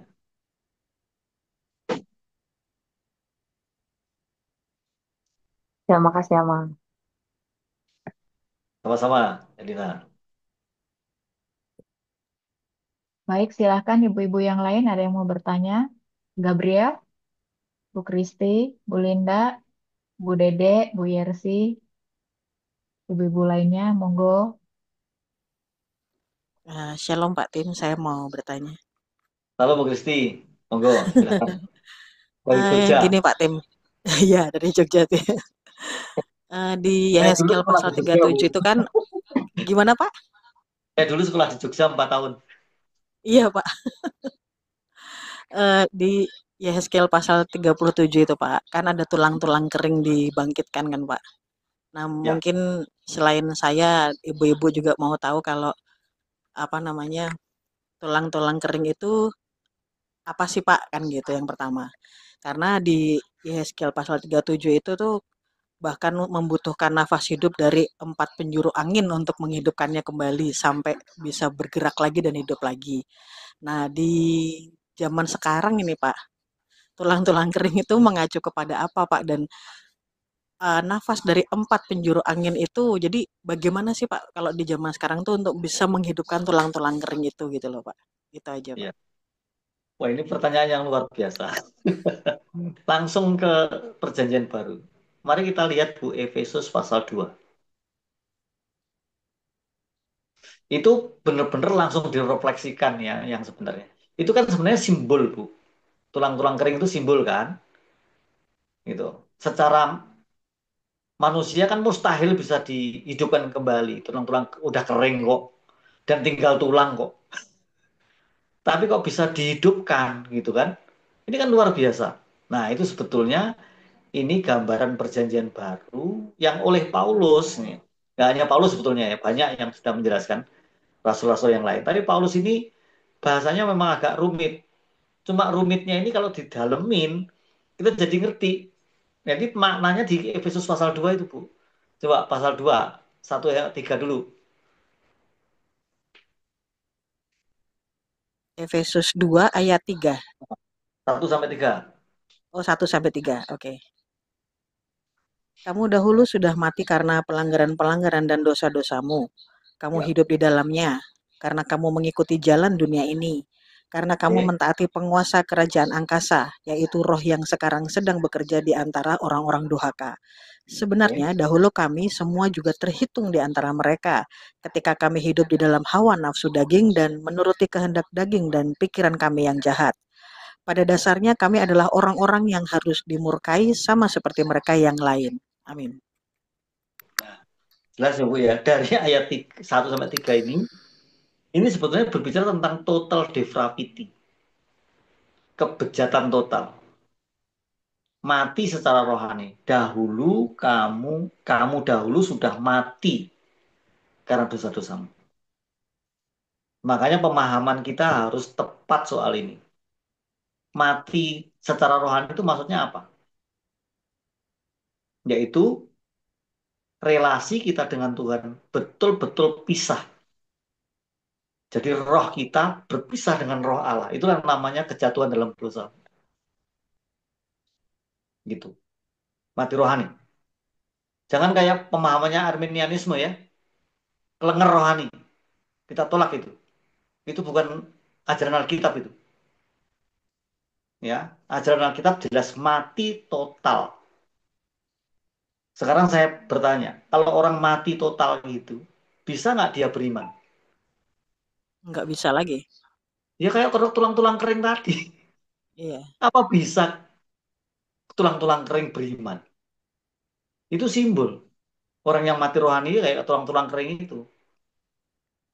Nah, kalau kita lanjutkan, nah, tulang-tulang kering itu adalah orang yang dikuasai oleh kerajaan angkasa tadi, yaitu orang-orang yang mendurhaka, yang yaitu orang-orang yang apa namanya, orang berdosa itu di bawah kuasa kerajaan angkasa, yaitu roh ya kan, perhatikan roh yang sekarang sedang bekerja di antara orang-orang durhaka.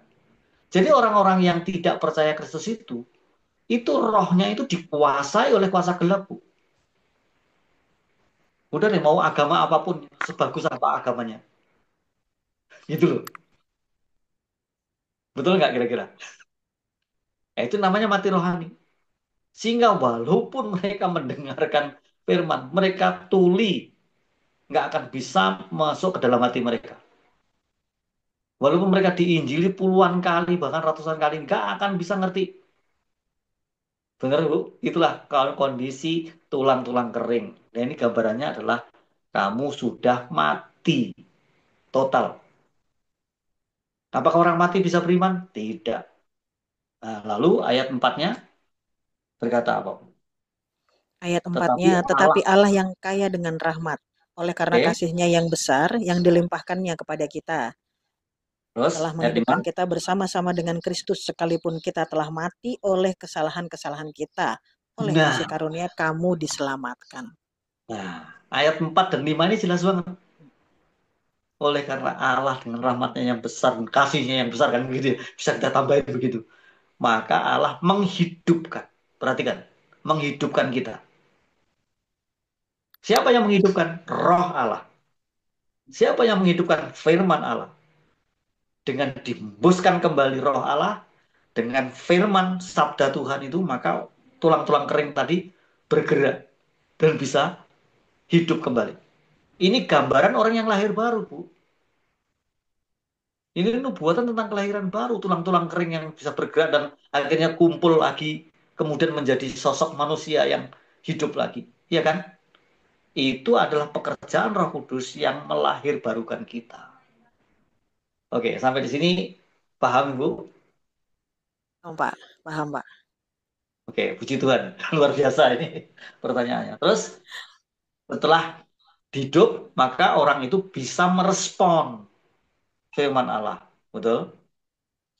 Nah, merespon firman Allah itu, kemudian muncul iman kepada Injil. Nah, iman kepada Kristus. Oleh karena firman yang disampaikan berupa Injil tadi itu. Makanya di dalam Roma pasal 1 ayat 17, orang benar akan hidup oleh iman yang bertolak dari iman kemudian memimpin kepada iman. Betul?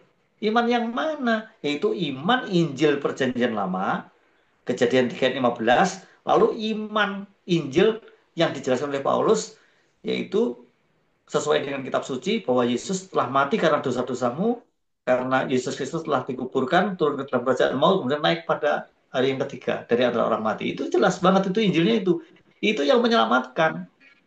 Sehingga kalau orang itu mendengar Injil tapi belum dihidupkan oleh Roh Kudus, tidak akan bisa merespon. Dan respon itu, respon terhadap firman itu, terhadap Injil itu yang namanya iman yang menyelamatkan. Begitu. Kayaknya penjelasan saya terlalu sederhana deh. Enggak, Pak. Itu malah yang paling gampang saya mengerti.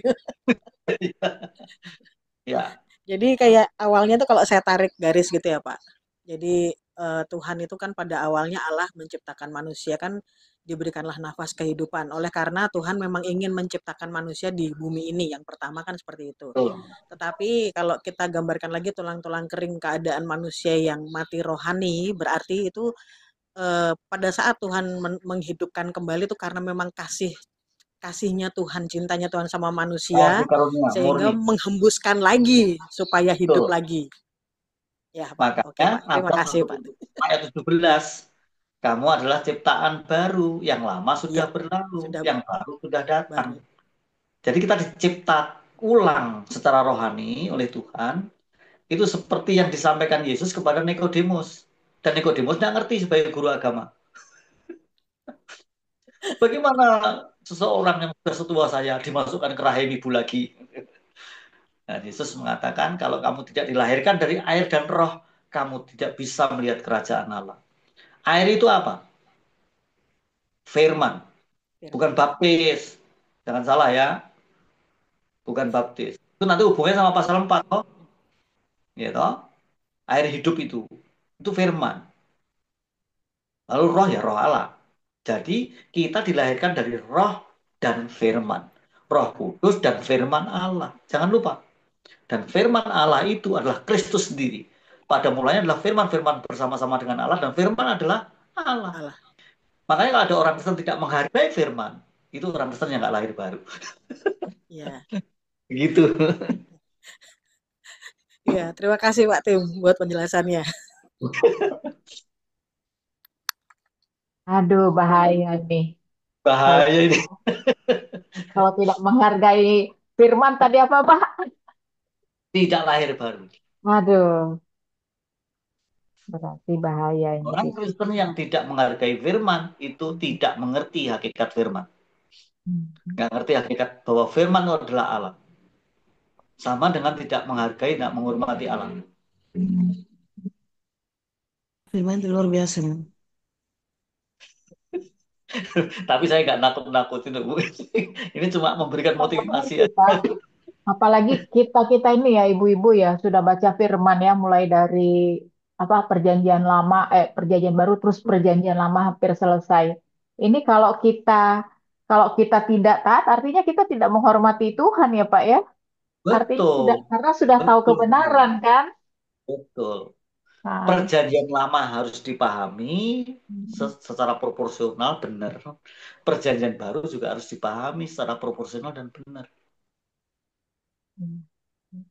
Jangan lupa ada struktur dan isinya ada berapa, Bu? Pengajaran, ayo ucapkan Ya, sama-sama, ayo. tadi Pengajaran, pengajaran, sejarah, kedua sejarah, nubuat, dan ya, penggenapan. nubuatan, kemudian kegenapan. Betul? Penggenapan atau kegenapan Pak? Penggenapan atau kegenapan sama, Iris. Sama ya. Ya. Jadi empat Buatan. itu isi firman Tuhan itu secara berdasarkan struktur dan isinya itu begitu. Nah, Ya. orang Kristen nggak mau belajar firman sehingga nggak ngerti pengajaran, nggak ngerti sejarah, nggak ngerti nubuat, nggak ngerti kegenapan. Gagal kita, gagal paham. Nah, ketika gagal paham, nanti Yesus datang kedua kali kita nggak kenal. Tuh. Saya kasih contoh ya. Orang Israel kan sudah dinubuatan begini nih oleh Yesaya. Nanti di Galilea akan muncul terang yang besar. Lalu bayangannya orang Israel terang yang besar itu apa kira-kira, Bu? Seperti meteor garden gitu atau gimana? Iya kan? Ternyata terang yang besar yang dimaksudkan oleh saya adalah Mesias, Yesus. Tapi ketika Mesias datang, muncul sebagai terang yang besar ini, mereka nggak nangkep, nggak kenal, Bu. Itu masalahnya. Nah, sekarang saya tanya, misalnya trompet, apa dada gitu, seperti yang di media sosial itu. Ah, coba, kira-kira apa kalau trompet ya? Itu contohnya. Ya, jangan mengartikan sekarang, karena nanti kita ngertinya ketika itu muncul dan realitanya ada gitu ngertinya. Tetapi sekarang udah dinubuatkan kan. Jadi jangan dibayangkan bahwa trompet itu nanti para malaikat terus pada megang trompet terus tetetetetet gitu. Nggak begitu. Coba deh. Nah, mari kita renungkan sama-sama apa yang dimasukkan trompet itu. Sangkakala itu apa coba? Nah, jangan sampai kita gagal mengerti itu. Nah, ketika trompet itu sudah ditiup, jangan-jangan kita nggak ngerti, nggak kenal. Gitu. Pak, saya Nah, mau tanya. ini contoh aja. Makanya Pak, kita Wahyu nanti mm, harus dipelajari juga. ya. Pak, saya mau tanya nih Pak, apa Iya, silakan. nubuatan ya? Iya. Kan Ciel ini membahas nubuatan tadi, semua sudah kita bahas. Nah, kembali ke sini nih, ke konteks masa kini. Sekarang ini kan kita tahu banyak sekali hamba-hamba Tuhan ya, yang akhirnya mengatakan nabi dirinya karena eh, bisa bernubuat gitu. Nah, ini dia juga nih ya, artinya eh, ya, nah jadi saya jadi pikir gini, jangan-jangan kalau kita kembali mundur ke zamannya ini si Yeskiel ini, ya apa mungkin seperti itu pandangan orang ketika itu gitu ya, kayak misalnya bernubuat tidak dipercaya, terus kembali ke sini, bisa jadi dia memang ini adalah hamba Tuhan, nabi, dan dia bernubuat gitu, karena dalam realitanya ketika hamba Tuhan itu bernubuat tetap saja kita sebagai orang Kristen ya, sesama kita bilang Allah itu nggak ada palsu gitu. Nah, jangan-jangan yang itu tuh sama seperti orang Israel yang saat ini yang tidak percaya gitu loh. Kondisinya itu kalau dibolak-balik tuh jadi kayak seperti itu. Kan begitu yang kenyataannya sekarang ini. Banyak sekali kan yang hamba-hamba Tuhan, hamba-hamba besar bahkan dari luar negeri banyak datang ke Indonesia dan menubuatkan tentang Indonesia, melakukan kebaktian, contoh gitu ya KKR, lalu ketika mendoakan menubuatkan seperti itu. Nah, banyak juga tuh orang-orang Kristen yang artinya ketika kita bilang aku dinubuatkan gini, mereka bilang hati-hati sesat. Nah, seperti itu gitu loh. Nah, kalau ditarik ke masa zamannya Yeskiel ini bisa jadi kondisinya seperti itu, Pak. Betul sekali. Jadi gini, Bu. Hmm. Di zaman Yeskiel itu, kemudian ketika Yesus datang 500 tahun kemudian, kan bangsa Israel itu gagal mengerti nubuatan Alkitab, Perjanjian Lama. Nubuatan para nabi itu kan sudah ditulis, sudah selesai. Nah, kenapa mereka gagal? Gagal mengerti nubuatan itu. Ayo, jawabannya apa kira-kira? Ini Israel dulu nih, kita ngomong Israel. Karena mereka membangun persepsinya sendiri. Mesias menurut bayangan mereka, menurut pandangan mereka itu adalah seorang yang begini-begini. Itu sudah dibuat sedemikian rupa oleh mereka, gambarannya itu. Ternyata mereka nggak lihat satu sisi yang lain dari Mesias itu, bahwa anak manusia atau Mesias itu akan menderita. Sehingga pada waktu Yesus menderita, Yesus kelihatan lemah, mereka nggak mau terima. Nah kalau gitu nih, Nek. Orang Bandung bilang udah sesuai. Gitu, ya kan? Nah, sekarang sekarang kita refleksi ke gereja di zaman sekarang nih. Bayangan kita tentang Yesus yang datang kedua kali itu kayak apa? Yuk, kita diskusikan. Jadi nubuat itu kitabnya kan sudah ada, sudah selesai kan? Terus kemudian di kitab terakhir, kitab Wahyu kan dikatakan tidak boleh menambahkan atau mengurangi itu. Lalu nubuat seperti apa yang harus kita percayai? Ya nubuat dari Rasul Yohanes. Betul? Nubuat yang sudah tertulis dalam Alkitab itu yang kita harus percayai. Nah kalau nubuat yang ekstra Alkitab, ekstra biblical, percaya nggak kita? Ya nggak percaya. Kecuali nubuatnya sesuai Alkitab loh ya. Contoh nih, kasih tahu nih. Di Indonesia itu ada dulu yang nubuat begini. Aku menghardik COVID-19. Ya kan? Aku menghardik krisis ekonomi. Saya tanya, itu nubuat kan? Katanya banyak orang itu nubuat. Terjadi apa enggak? COVID tetap jalan, banyak orang mati, lalu krisis ekonomi sampai sekarang. Lalu nubuat itu benar apa enggak? Enggak benar.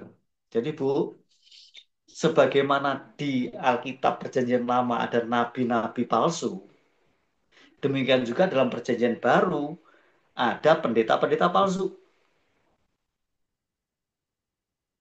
Dari mana kita palsu atau tidak kita tahu? Dari mana? Dari nubuatnya dan pengajarannya. Karena nubuat dalam Perjanjian Baru sebetulnya pengajaran. Kalau pengajarannya nyimpang dari Alkitab, dia ngoceh sak maunya dewe, sak enak udele. Menurut persepsinya dia membangun kebenarannya itu ajaran manusia. Dan ajaran manusia itu menurut Alkitab itu benih yang lain. Coba perhatikan di Alkitab. Yesus berbicara gini. Yesus menabur benih. Apa yang disebut benih? Firman. Betul? Firman kan? Nah, pada waktu di ladang yang sama, kemudian semua pekerja tidur dan orang-orang yang orang-orang yang bersama Yesus itu, kelompoknya Yesus tidur. Ada pihak lain yang menaburkan benih juga kan? Siapa? Iblis, setan, menaburkan benih juga. Namanya juga firman, Bu. Firmannya setan. Betul? Lalu ladangnya tumbuh, bertunas atau bertumbuh loh. Kemudian tumbuhnya yang sebagian itu adalah gandum, yang sebagian lalang. Lah, kita susah membedakan. Betul? Karena sama, lalang dan gandum tadi podo. Daunnya sama, Bu.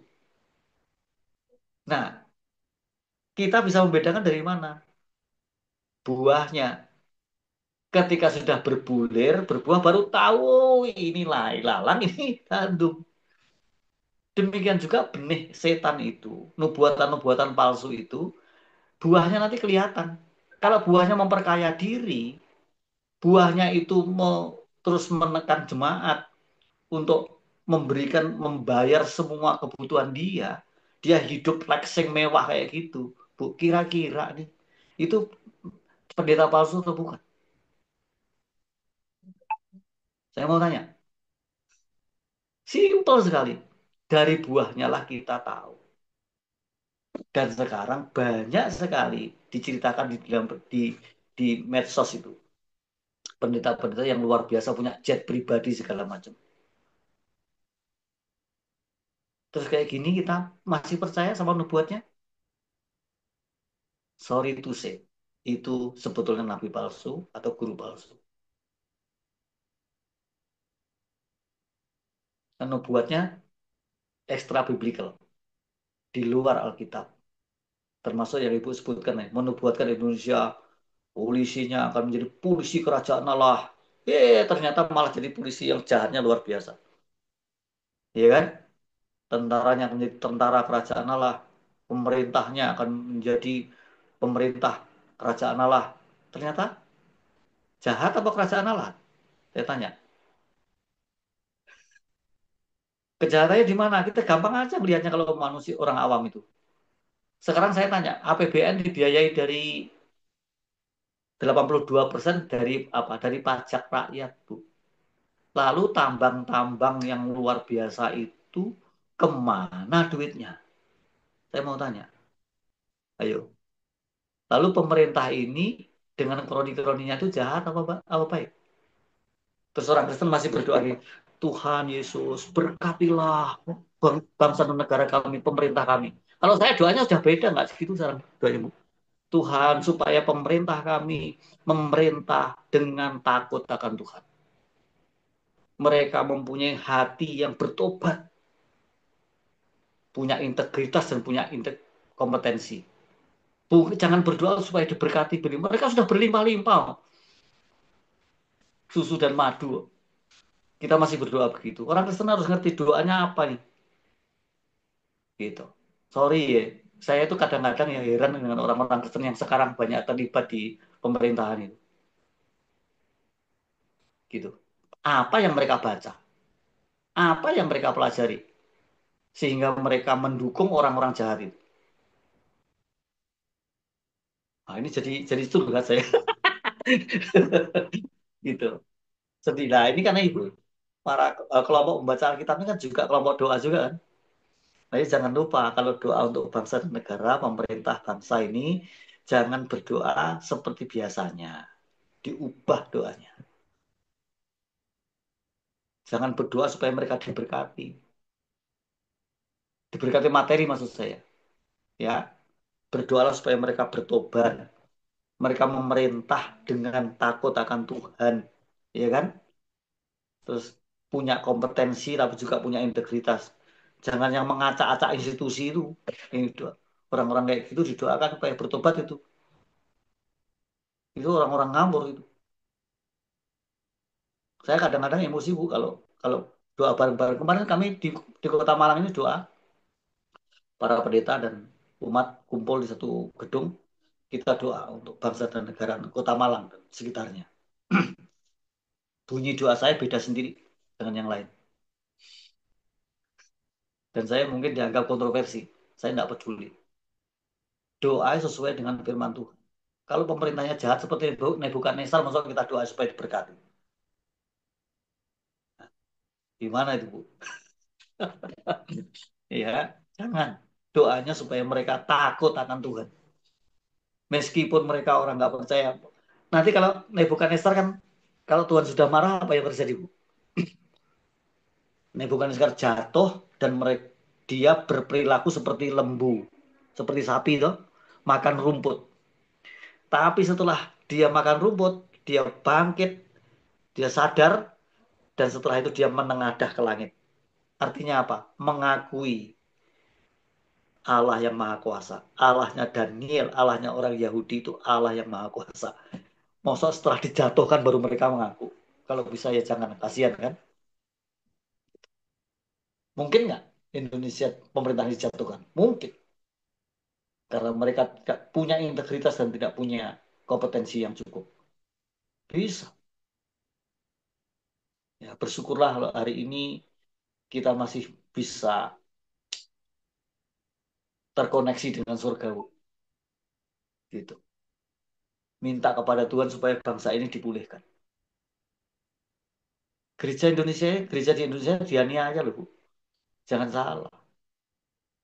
Saya sudah telusuri sampai ke dunia pendidikan. Gitu. Tapi saya nggak pengen curhat lah. Yang ini saya pengen memberikan jawaban yang mungkin agak aneh ini aja. Ya itu Bu Joli. Jadi nubuat apa? Nubuat itu firman Tuhan. Nubuat itu harus mengajarkan firman Tuhan dengan benar. Bukan menubuat dari extra biblical. Mengatakan aneh-aneh yang Indonesia. Orang-orang kayak gitu nggak bertanggung jawab. Hamba Tuhan itu bukan hamba Tuhan, hamba setan.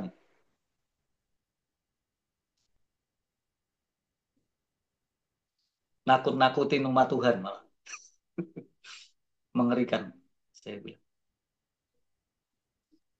Ya, baik. Terima kasih Pak Tim ya atas pencerahannya. Ibu-ibu, apakah ada lagi yang mau bertanya? Bu Linda?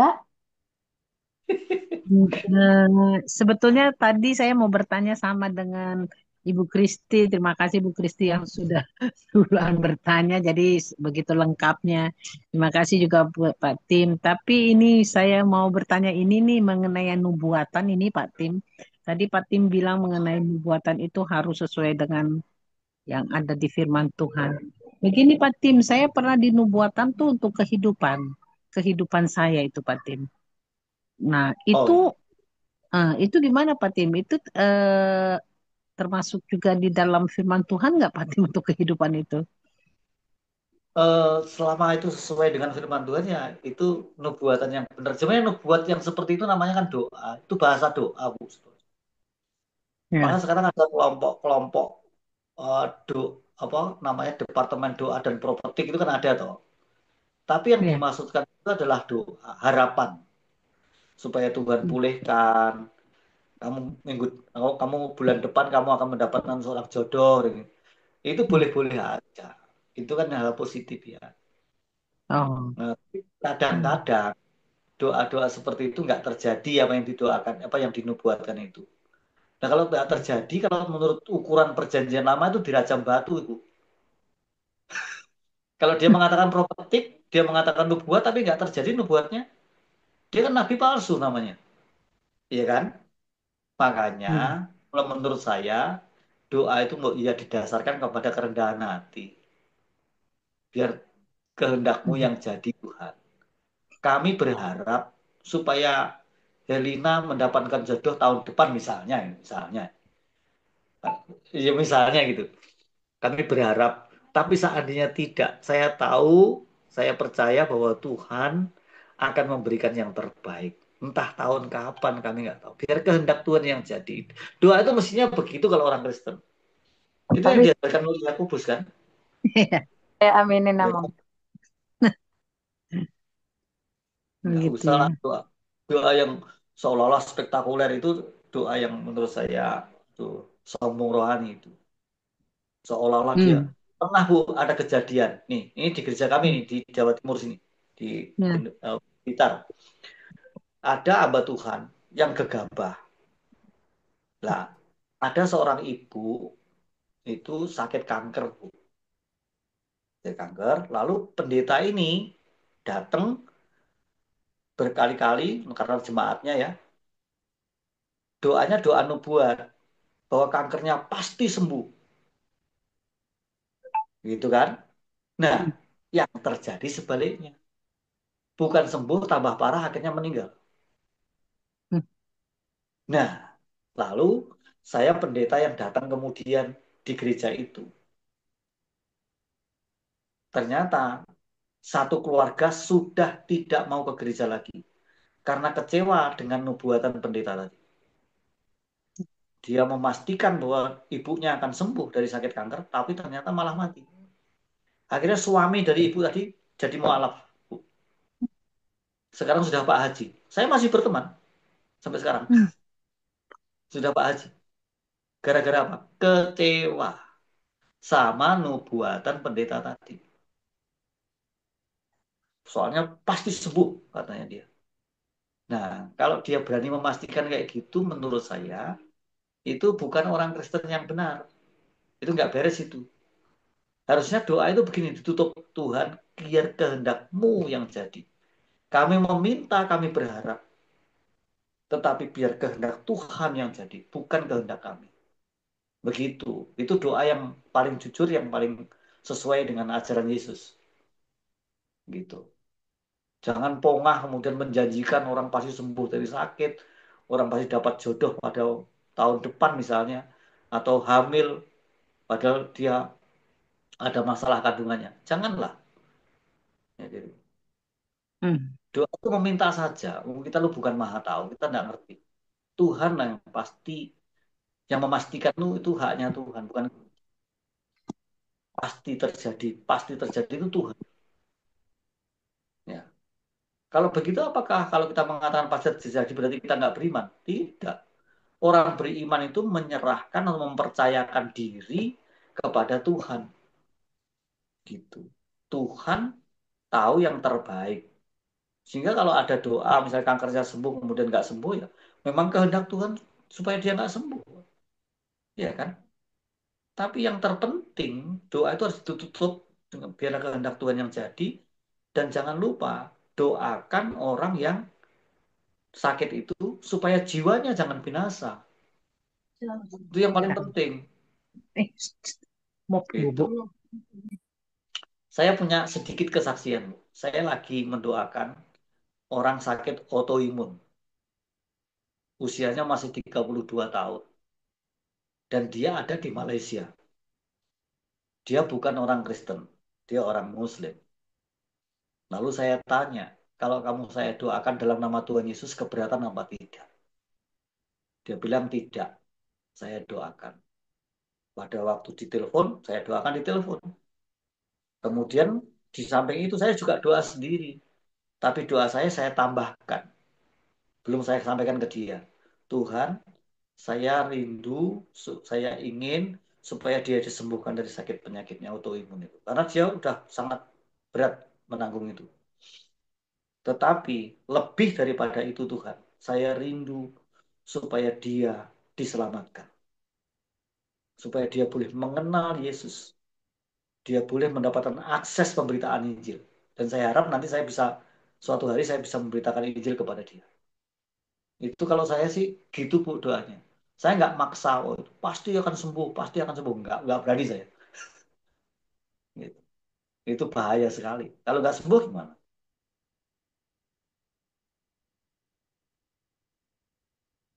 Gitu. Kita boleh beriman bahwa dia sembuh. Tetapi kalau seandainya iman kita itu tidak sesuai dengan kehendak Tuhan, gitu, dia mati karena sakitnya itu, apa boleh buat? Ya sudah kita pasrah. Berarti yang terbaik itu, yaitu doa orang Kristen itu mestinya begitu, Bu. Jadi doanya gimana tuh, Bu? Temannya itu, Ibu mendapatkan mantu gitu maksudnya? Atau gimana, Bu?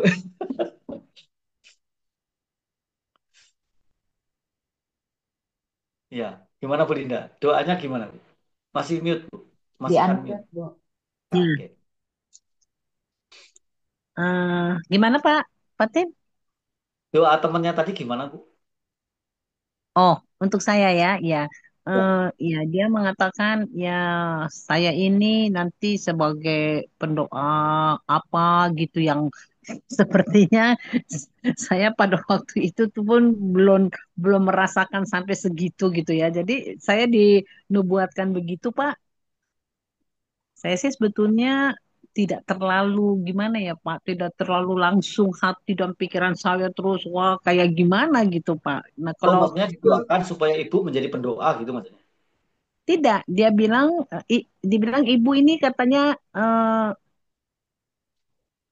nanti ya jadi pendoa yang Yang katanya luar biasa. dipakai gitu gimana lah gitu Pak. Tapi saya pada waktu dinubuatkan kayak begitu, saya tidak ada merasa kayak gimana, apa heran, apa biasa aja gitu. Apa itu juga salah Pak kalau gitu?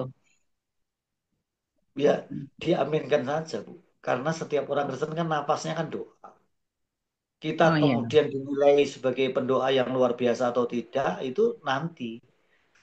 Tapi omongan itu dianggaplah itu omongan positif sebagai motivasi aja. iya. Tapi kalau ibu nggak merasakan apa-apa, dalam artian, kok kayaknya biasa-biasa aja ya. Ya memang biasa aja. Itu kan hanya meneguhkan bahwa setiap orang Kristen kan harus berdoa. Tetapi memang harus hati-hati dengan istilah ya. Iya. Istilah pendoa itu sebenarnya kurang tepat, Bu. Hmm. Istilah pendoa itu kurang tepat. Kalau ada ada kelompok pendoa atau seorang pendoa, berarti yang lain bukan pendoa. Itu kan terminologi bahasanya kan gitu. Padahal setiap orang Kristen itu harus pendoa, begitu loh maksudnya. Iya. Semua Hmm. berdoa. Dan itu berarti yang paling tepat tuh saya intercessor atau mendoakan, berdoa syafaat untuk Anda. Nah, ada kelompok pendoa syafaat, bolehlah itu orang-orang yang berdoa syafaat, intercessor gitu. Tapi kalau ada kelompok elit pendoa gitu tuh bahaya malah justru. Nanti jadi nabi palsu semua itu nanti. Gitu loh. Terus saya sudah menjumpai Bu Joli kan ketawa-ketawa itu saya ngerti yang saya maksudkan. Ada banyak orang yang menjadikan dirinya elit pendoa gitu loh. Elit rohani. Itu bukan ajaran Alkitab. Iya. Setiap orang percaya itu harus berdoa syafaat. Bukan untuk diri sendiri saja, tapi untuk bangsa negara, bahkan untuk bangsa Israel. Iya kan? Untuk orang-orang lain di sekitar kita. Untuk anggota keluarga kita, keluarga besar, keluarga kecil, kita doakan kan? Nah itu kan doa syafaat namanya. Iya. Apakah itu pendoa? Tidak. Kalau kita pendoa berarti yang lain bukan pendoa dong. Itu mestinya Hmm. kita itu intercessor, orang-orang yang berdoa syafaat. Itu tuh istilah yang tepat menurut Alkitab begitu. Hmm. Ya kalau menurut Pak Tim ya Pak Tim memang orangnya gimana ya, kritis aja Bu. Kadang-kadang kita membuat istilah yang nggak tepat. Pak Nubuat Tim, itu ya oh maaf. Ya itu itulah ya masih kayaknya masih tidak tidak terlalu gimana ya kalau yang tadi Pak Tim bilang kan memang orang orang Kristen itu memang mesti harus senantiasa berdoa gitu kan ya. Tapi ini ada satu yang lebih ini lagi nih Pak Tim. Bagaimana nih Pak? Dinubuatkan dengan untuk masa depan finansial. Itu gimana lagi tuh Pak Tim? itu juga kalimat motivasi. Kalau kita dinubuatkan terobosan finansial, ya sama dengan kita supaya kerja keras. Iya kan? Sekarang saya tanya, soal finansial itu anugerah umum atau anugerah khusus? Mungkin belum pernah dengar istilah ini. Pak Tim sebelumnya saya potong dulu. Kalau tadi Pak Tim bilang itu seperti harus dianjurkan kita bekerja keras. Tapi ada juga sebaliknya Pak Tim, karena dia merasa dia mendapatkan nubuatan finansial itu, malah dia mengharapkan dari nubuatan itu Pak Tim. Nah, Karena ada kawan saya yang kayak gitu Pak Tim. itu dukun Kristen Bu namanya. Dukun Bu itu Hmm. Bu. Itu bukan bukan orang. Orang Kristen itu begini Bu. Ya, kalau berbicara finansial, ekonomi ya, termasuk kesehatan bahkan. Sekarang saya Hmm. tanya, kita bisa nggak menjadi kaya tanpa menjadi Kristen? Bisa? Bisa kan? Iya, bisa. Orang yang malah yang lebih kaya banyak Bu yang nggak Kristen. Iya, Betul? betul, betul. Nah, terus Hmm. orang bisa nggak sehat tanpa berdoa dalam nama Yesus? Bisa nggak? Bisa nggak sehat tanpa berdoa dengan Yesus? Bisa. Tanpa berdoa dalam Bisa, nama Yesus, orang bisa sehat tidak? Bisa kan? bisa. Hmm. Bisa. Nah, jadi Bu, iman Kristen itu bukan begini nih. Tuhan saya berdoa supaya saya sembuh dari sakit saya. Saya percaya bahwa saya akan sembuh dari sakit saya. Itu yang nggak Kristen juga berdoa yang sama, Bu. Benar tidak? Iya, iya. Nah, orang Kristen kan, Tuhan saya percaya bahwa saya akan mengalami terobosan finansial, saya akan menjadi Hmm. kaya. Saya tanya, orang non-Kristen juga ngomong gitu nggak? Iya, Iya, sama iya, toh. iya. Ya kalau begitu, apa bedanya Hmm. dengan mereka? Sama persis kan? Nah, itu Iya. tergolong anugerah umum. Anugerah umum itu Bu ya, kesehatan, Hmm. jodoh, ya kan? Finansial. Itu anugerah umum kepada semua manusia di muka Hmm. bumi Tuhan memberikan. Iya. Makanya ada ayat penting nih, ayat penting. Matius 5 ayat 45. Coba Ibu baca. Matius 5 ayat 45. Nah, Bentar ya, ini Pak. luar biasa. Ya, Matius 5. ayat 45. Ya, bentar, Pak Tian. Matius 5 ayat 45. Beginilah firman Tuhan, karena dengan demikianlah kamu menjadi anak-anak Bapakmu yang di surga, yang menerbitkan matahari bagi orang yang jahat dan orang yang baik, dan menurunkan hujan bagi orang yang benar dan orang yang tidak benar. Amin. Jadi soal jodoh, soal kesehatan, soal finansial itu kan hasil bumi tuh, Bu. Hujan, matahari itu kan untuk semua orang toh. Ya, Apa itu privilege hanya untuk orang Kristen kan tidak. Nah, bedanya kalau kita berdoa, Tuhan, kalau saya mencapai finansial tertentu, saya menjadi kaya, saya sembuh dari sakit, itu karena Tuhan menganugerahkan itu kepada saya, mengucap syukur untuk itu. Itu bedanya, Bu. Kalau mereka, saya kaya, saya karena saya kerja keras. Kalau kita, saya menjadi kaya karena berkat Tuhan. Loh, beda toh. ya, Responnya yang beda nih. ya. Konsepnya beda. Nah, kemudian yang anugerah khusus itu apa? Anugerah khusus itu artinya keselamatan kekal.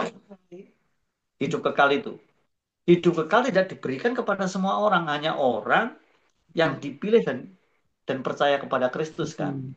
Ya, Nah, itu yang paling penting. Jadi ada anugerah khusus, ada anugerah umum. Kalau namanya finansial, kesehatan, jodoh, dan semua berkat-berkat yang bersifat materi itu semua orang bisa menerima tanpa harus menjadi Kristen. ya,